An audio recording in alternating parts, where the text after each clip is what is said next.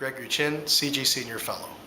We're happy today to have the opportunity to interview Dr. Paola Subacchi, Research Director, International Economics, Chatham House.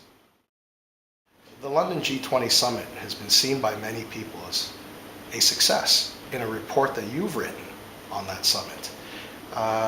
You've also noted that it was a success. Has there been a loss in momentum in the G20 process since London? Well, actually, in fact, if I think back, it looks like London Summit was many months ago, and compared to what we are right now, so the beginning of July, is only a few months ago.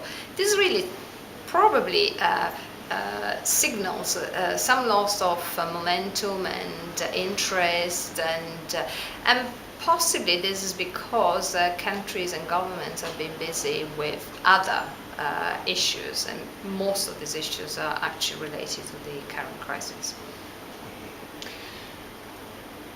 In your view, has the Italian G8 presidency been effective in their lead role for this G8 summit? I think there are two answers to this question. One is the preparation, the work on the agenda, the work on the format, and again, I'd like to stress here that the format is a big issue in this meeting, in this summit. All these have been extremely carefully worked out, and the Italian Sherpa team has done a great job.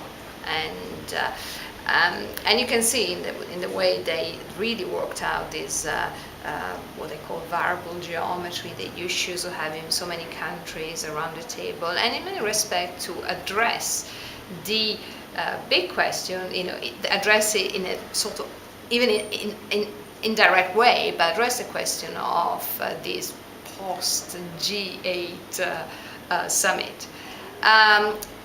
Then the other issue is the Italian government and the Italian Prime Minister. So this is a completely different issue. We know that Mr. Berlusconi is tangled into some personal scandals, and there are issues about transparency and accountability of his action in some areas. But that really creates, sort of diminishes the risk is that all these personal issues and political issues, even domestic Italian issues, can really diminish the credibility of the L'Aquila summit. Even around this G8 summit, there's been a lot of talk of a G2, China-US. Do you have some views on this idea of a G2? Some people see G2 versus G8. Others talk about a G2 perhaps linking up, coexisting with a G8 and even a G20. Would you like to share your views on this G2? I don't think actually G2 versus G8 or G20.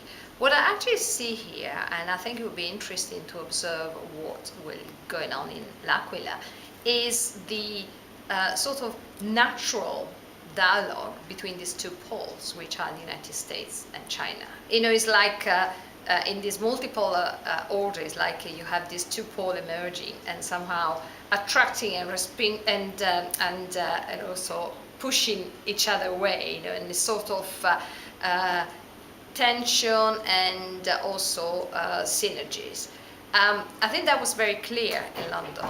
There was a sort of somehow the United States and China were looking for each other and seeking for each other, and I think it will probably be the same in G8 in L'Aquila. It doesn't mean that this has to be formalized in a proper G2 or whatever you like to talk, and not least because I don't think that would be terribly positive for a multilateral system of economic governance, but it's certainly something almost inevitable.